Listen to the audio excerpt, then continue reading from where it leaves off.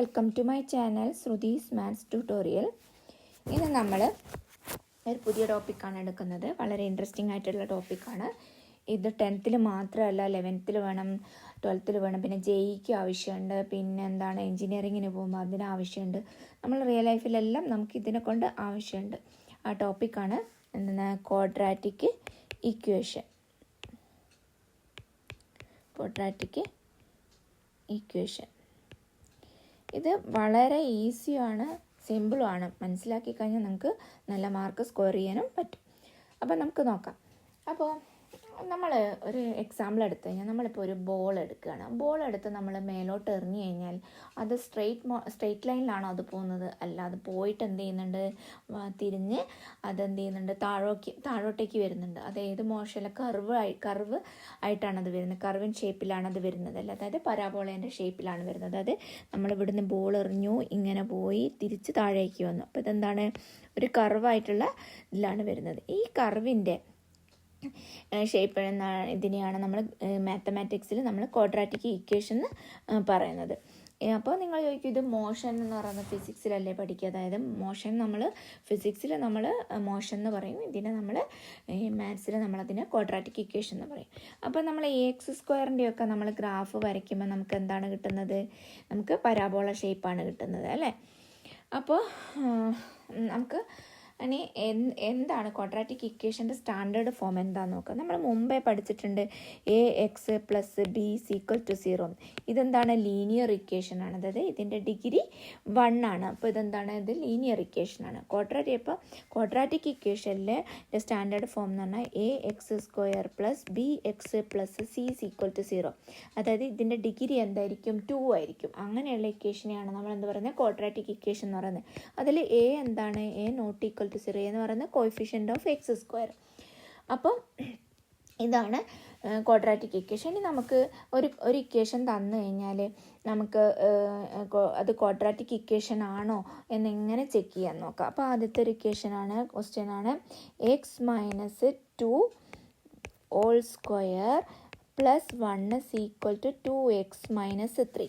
അപ്പോൾ നമ്മൾ ഇതിനെ സിംപ്ലിഫൈ ചെയ്യുക. അപ്പോൾ x² - 2² എന്ന് പറയുമ്പോൾ നമുക്ക് എന്ത് ചെയ്താൽ x² മൈനസ് നമുക്ക് എന്ത് ചെയ്യാം, a - b² എന്നുള്ള ഫോമിൽ ചെയ്താൽ x² - 2x × 2 പിന്നെന്താണ് പ്ലസ് 2² എന്ന് പറഞ്ഞാൽ 4 + 1 = 2x - 3 എന്ന് എഴുതി. അപ്പോൾ ഇതിനെ ഇതാക്കുമ്പോൾ എന്ത് വരും, x² - 2 × 2 എന്ന് പറഞ്ഞാൽ 4x + 4 × 4 + 5 എന്ന് പറഞ്ഞാൽ 1 എന്ന് പറഞ്ഞാൽ 5 മൈനസ് ഇതിനെ ഇപ്പുറത്തേക്ക് കൊണ്ടുവന്ന് 2x - +3 = 0. -3 ഇപ്പുറത്ത് പോകുമ്പോൾ പ്ലസ് ആവും, +2x ഇപ്പുറത്ത് പോകുമ്പോൾ -2x ആവും. അപ്പോൾ ഇതിനെ മാറ്റി എഴുതുമ്പോൾ x² വേറെ ടേമില്ല, അപ്പോൾ അതുപോലെ എഴുതി 4x - 4x -2x. അപ്പം നമുക്ക് എന്ത് കിട്ടും, 6x എന്ന് കിട്ടി. +5 + 3 അപ്പോൾ എന്താവും, 8 എന്ന് കിട്ടും. അപ്പോൾ നോക്കി നോക്ക്, നമ്മൾ സ്റ്റാൻഡേർഡ് ഫോം എന്താണ്, ax² + bx + c. ഇത് ഈ ഒരു ടേമിലല്ലേ ഇതുള്ളത്, അതായത് x²ൻ്റെ ഉണ്ട്, ബിൻ്റെ ടേം ഉണ്ട്, സിൻ്റെ ടേം ഉണ്ട്. അപ്പോൾ ഇവിടെ നമുക്ക് ഓരോന്ന് എഴുതി നോക്കാം.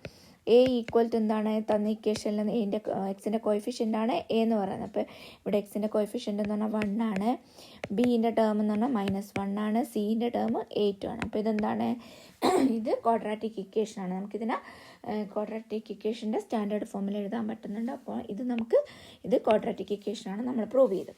ഇനി രണ്ടാമത്തെ ക്വസ്റ്റ്യൻ എന്ന് പറയുന്നത് എന്താണ്, x × x + 1 +8 = x + 2 × എന്താണ് x - 2 എന്നാണ്. അപ്പോൾ ഇതിനെ ഇതുപോലെ തന്നെ നമ്മൾ സിംപ്ലിഫൈ ചെയ്തുമ്പം x × x x² + x + 8 = ഇതിനെന്തിനെ മൾട്ടിപ്ലൈ ചെയ്തത്, ഇതെന്താണ് a + b × a - b ഫോമിലല്ലേ. അപ്പോൾ നമുക്ക് എന്തായാലും a² - b², a² എന്ന് പറയുന്നത് x² -b² എന്ന് പറഞ്ഞാൽ 2², അപ്പോൾ 4. അപ്പോൾ ഇതിനെയെല്ലാം കൂടെ ഒരു ടേമിലേക്ക് കൊണ്ടുവരുമ്പം x² + x + 8 -x² + 4 = 0 എന്ന് വന്നു. ഇതിൽ എക്സിൻ്റെ ഇവിടെ +x ഇവിടെ -x, അപ്പോൾ ഇത് രണ്ടും ക്യാൻസലായി പോകും. അപ്പോൾ എന്താണ്, ഇവിടെ എക്സിൻ്റെ ഒരു ടേം ഉണ്ട്, x + 8 + 4 എന്ന് പറയുമ്പോൾ എന്ത് വരും, 12 വരും. That is equal to 0. ഇതിനെ സ്റ്റാൻഡേർഡ് ഫോമിൽ എഴുതി നോക്കിയൊക്കെയല്ലോ. Standard form ax² plus bx plus c is equal to 0 എന്നാണ് ക്വാഡ്രാറ്റിക് ഇക്വേഷൻ്റെ ഫോർമുല. ഇവിടെ x²ൻ്റെ കോയിഫിഷ്യൻ്റ് a ആണ്. ഇവിടെ x² ടേം ഉണ്ടോ? ഇല്ല. അപ്പോൾ a ഈസ് ഈക്വൽ ടു 0 എന്നൊന്നും b എന്താണ് 1 ആണ്. c ഈസ് ഈക്വൽ ടു 12 എന്നൊന്നും. ഇത് ക്വാഡ്രാറ്റിക് ഇക്വേഷൻ ആണോ അല്ലയോ? ആണെങ്കിൽ എന്തുകൊണ്ട്, അല്ലെങ്കിൽ എന്തുകൊണ്ട്? ഇത് അല്ല. കാരണം എന്താണ്? ക്വാഡ്രാറ്റിക് ഇക്വേഷൻ എന്ന് പറഞ്ഞാൽ അതിൽ മസ്റ്റായിട്ട് എന്ത് വേണം? x² ടേം വേണം. കാരണം ക്വാഡ്രാറ്റിക് ഇക്വേഷൻ എന്ന് പറഞ്ഞാൽ ഡിഗ്രി, വേരിയബിളിൻ്റെ ഡിഗ്രി 2 ആണ്. അപ്പോൾ ഇവിടെ ഡിഗ്രി എന്താണ്? 1 ആണ്. ഇത് ലീനിയർ ഇക്വേഷൻ ആണ്. അപ്പോൾ this is not a quadratic equation. അപ്പോൾ എന്താണ്? ഇത് ക്വാഡ്രാറ്റിക് ഇക്വേഷൻ അല്ല. ഇനി മൂന്നാമത്തെ എന്താണ്? ഇറ്റ്സ് നോട്ട് എ, ഇപ്പോൾ ഇത് it is not of the form എന്താണ്? ഫോം എന്താണ്? ax² plus bx plus c is equal to 0 ആണ്. അപ്പോൾ എന്താണ്? therefore the equation is not quadratic equation. It is not quadratic equation. അപ്പോൾ അത് കിട്ടിയല്ലോ. ഇനി മൂന്നാമത്തെ ക്വസ്റ്റ്യൻ എന്ന് പറയുന്നത് എന്താണ്? x into 2x plus 3 equal to x² plus 1 എന്നാണ്. അപ്പോൾ ഇതുപോലെ തന്നെ ചെയ്യുക. അപ്പോൾ നമുക്ക് എന്ത് കിട്ടും? 2x² plus 3x equal to x² plus 1. അപ്പോൾ ഒരേ ടേമിൽ എഴുതുമ്പോൾ എന്ത് വരും? 2x² plus 3x minus x² minus 1 equal to 0. അപ്പം x²ൻ്റെ ഒരു ടേം ഇവിടെ ഉണ്ട്, -x², ഇവിടെ 2x². 2x²ൻ്റെ അകത്തുനിന്ന് ഒരു x² പോയാൽ വെറും x² ഇട്ടു, plus 3x minus 1 equal to 0. ഇതെന്താണ്? ഇതിനെ നമുക്ക് ക്വാഡ്രാറ്റിക് ഇക്വേഷൻ്റെ ഫോമിൽ, സ്റ്റാൻഡേർഡ് ഫോമിൽ എഴുതാൻ പറ്റുന്നുണ്ട്. അതായത് ax² plus bx plus c equal to 0 എന്നുള്ള ഫോമിൽ എഴുതാൻ പറ്റുന്നുണ്ട്. അപ്പോൾ a ഈക്വൽ ടു ഇവിടെ 1 ആണ്, b ഈക്വൽ ടു 3 ആണ്, c ഈക്വൽ ടു -1 ആണ്. അപ്പോൾ ഇതെന്താണ്? ഇത് ക്വാഡ്രാറ്റിക് ഇക്വേഷൻ ആണ്. ഇനി നമുക്ക് നാലാമത്തെ ക്വസ്റ്റ്യൻ എടുക്കാം. നാലാമത്തത് x പ്ലസ് 2 whole cube equal to x³ minus x³ minus 4 എന്നാണ്. അപ്പോൾ നമ്മൾ എന്ത് ചെയ്യാം? നമുക്ക് x പ്ലസ് 2 ഹോൾ ക്യൂബ് എന്നുള്ളത് നമുക്ക് മാറ്റി എഴുതാം. x³ ഹോൾ ക്യൂബ് എന്നുള്ളത് നമുക്ക് എന്തെഴുതാം? x³ plus 6x² plus 12x plus 8 എന്ന് എഴുതാം അല്ലേ? അതായത് ഇതിനെ മാറ്റിയിട്ട് നമുക്ക് x³ plus 6x² plus 12x plus 8 equal to x³ minus 4 എന്ന് എഴുതി. അപ്പോൾ ഇതിനെ ഒരേ സൈഡിലേക്ക് മാറ്റുമ്പോൾ എന്ത് വരും? x³